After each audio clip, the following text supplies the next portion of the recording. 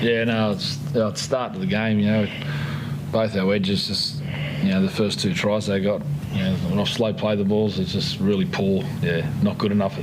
Not good enough if you want to win games. We're past trying to develop players. We want to win bloody games of footy, and that was just not acceptable. Yeah, not good enough start. Obviously, a good effort to get back in the game, and then again get to the front like we did last week, and then we had two young outside backs drop the ball the line wide open, just purely and simply because they just didn't get deep enough. Again, not acceptable. Not now with where we want to be as a football club. Yeah, really disappointing. Do you feel like that's 2 points lost? Well, you can't drop the ball the line wide open twice. It was a good game of footy. I'm not saying I don't think anyone was better than the other. I think both sides had some periods were better. Who deserved to win, I'm not sure, but you just, whether you deserved to win or not deserved to win, you get the ball with no one in front of you, you catch it and you put it down and score, and we had just two glaring ones. They took everything they created, credit to them, but we're just past the stage where we got some talented young players. They need to understand the consequences of not getting it right. That's the disappointing thing. It's not all right. Because it costs you games, and then it makes us all feel down and sour, because the effort was good, wasn't it, from both sides. Both sides hung in there in the heat, and at different stages we were both out on our feet, and people were coming up with ways to stop tries from both sides, which is great for both sides. I think both sides are better teams than they were last year. I think they're a fair bit better team, and I think we're a better team, but we're still on 0 points. Just talking about the heat, how's Lodgy, No, he was really crook, and probably.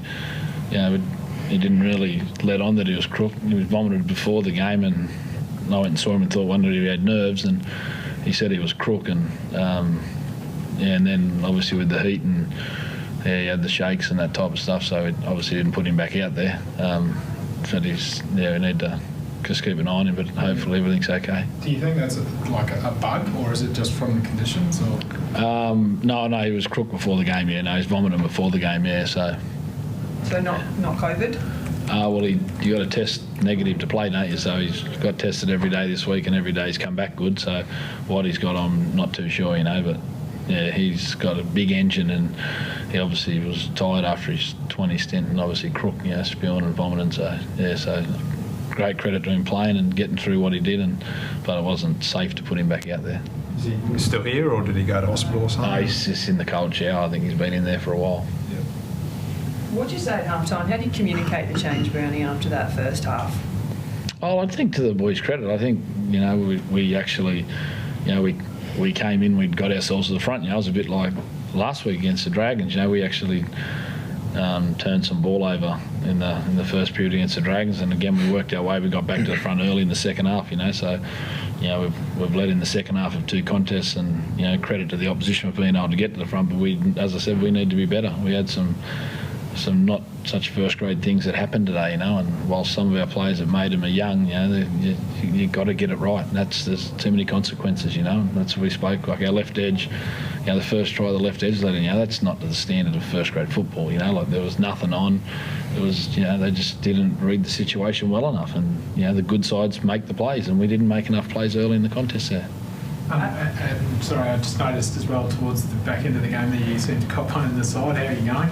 Oh, yeah, be all right. Just got to get a bit of ice on it. Go again next week.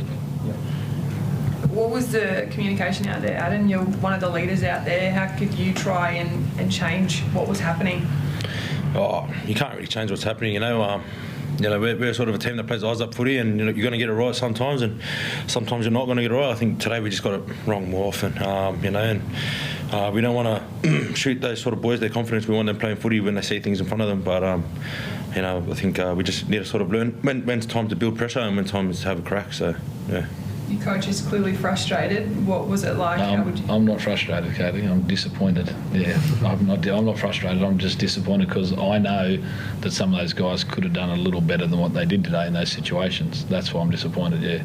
Thank you. That's all right. Do you feel disappointed? How do you sum it? Yeah, always. Losing's always pretty disappointing, and I feel like across the board we're just sort of there's a large majority of us getting things wrong at times, and we train so well during the week, and then to come out here and sort of dish up what we did the first 20 minutes of the first half, it just shows good teams get in the back end, and those early tries that they got in the first 20-25 minutes really got them home in the back end there.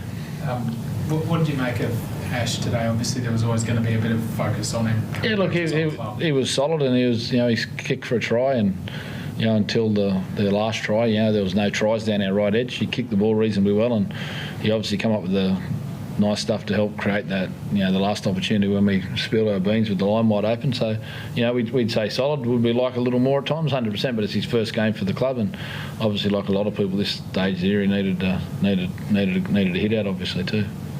You talk about consequences, Nathan. Are you just talking about losing games, or are you going to start dropping blokes? No, it's not about dropping people. It's about players understanding that these things have big consequences on the football club and the team and the ladder. Like it's that's why we keep score. The score's important, and that's the importance. We wouldn't have 4 for a try and 2 for a goal if it wasn't important. And it's just disappointing because I know that a few of those blokes could have done better if they just focused a little harder. That's all. That's the disappointing thing. We're certainly not asking them to do something you're not ready to do as players. But when they don't get it right in such simple situations, you play against a side like the Coast, who we all know can play some real footy, can't they? They're developing into a good footy team. They can play some footy, and to their credit, they were able to save a couple of tries on us too. They held Chanel up over the line.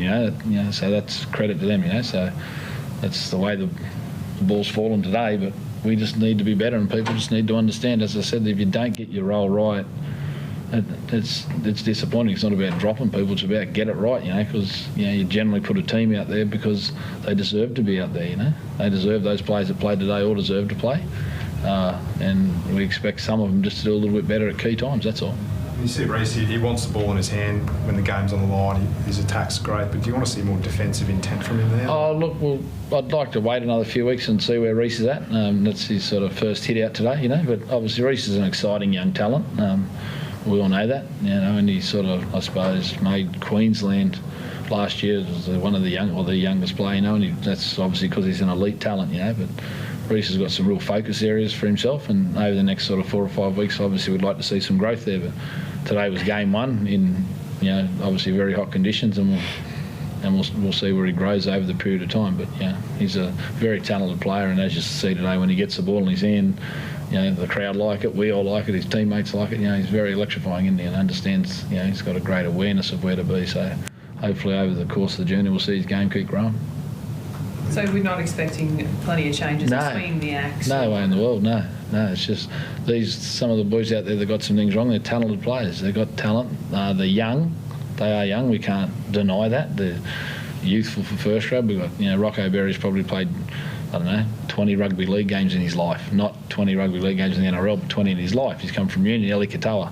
Ellie's played 30 rugby league games in his whole life. These blokes are learning to play rugby league in the NRL, which is not an easy task, but there's some things now that they've been at the club for a period of time now where we know they can get some things a little bit better, which they did last week. I thought our younger players last week all had good solid performances, and that's what we sort of need from them. We need their games to keep growing to get us to where we want to get to.